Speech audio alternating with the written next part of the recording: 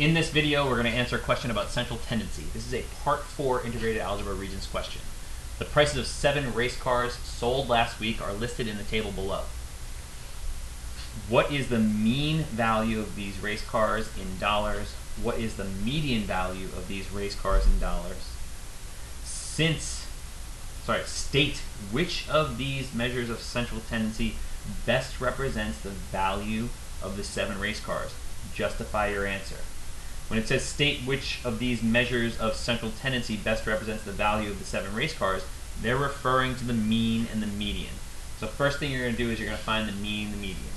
You have to be careful and make sure you list all 7 race cars. So according to this table, there is 1 race car for $126,000.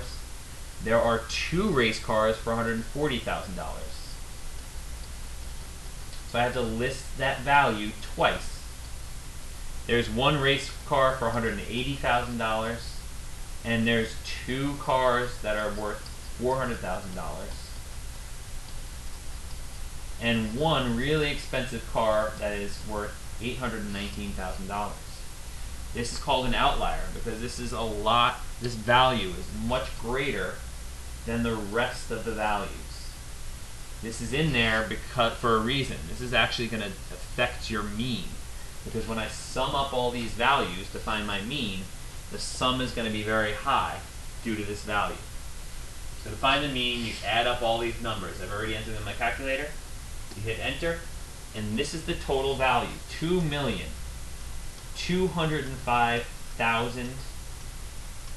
So the sum of all the cars is 2,205,000. Now you have to write this as a separate calculation. You are going to take that value of all the cars added up, that 2,205,000, and you're going to divide that by 7 race cars, not 6, but 7 race cars.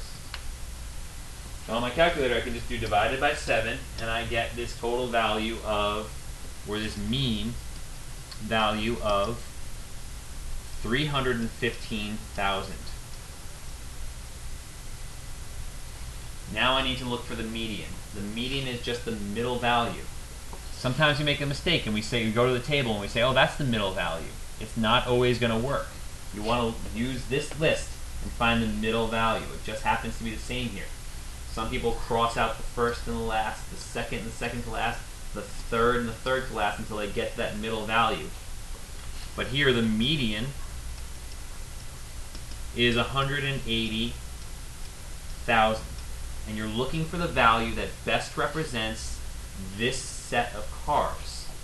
180 is closer to most of the values because it's closer to these values and it's also closer to these values than the mean. The mean is only close to these 2 values right here, 400,000. It's not really close to any of the other values in the set. So what you want to say, you want to use the language of the problem. The mean best represents the value of the 7 race cars. The median. So the median best represents the value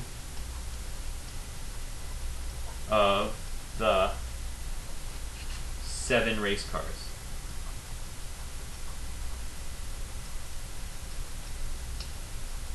Okay, there's one other thing that I'm going to show you here real quick.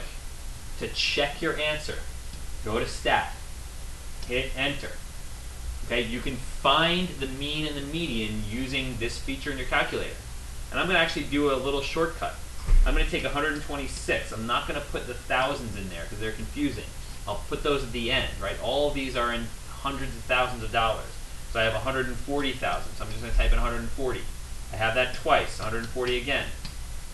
180, 400, 400 again, and then 819, and I see that's my 7th value I've entered in. I hit Enter, I arrow down, I hit Stat, I go to Calc, 1 variable statistics, and then I hit Enter again. And you keep hitting Enter until you see this value, and if you scroll, if you look at the top, you can see X with the bar on top is your mean. 315 represents this 315,000. Check. I scroll down. It says the median is 180. That represents my 180,000. I've just double checked my math. Everything looks good. You'll get full credit on this question. Good luck.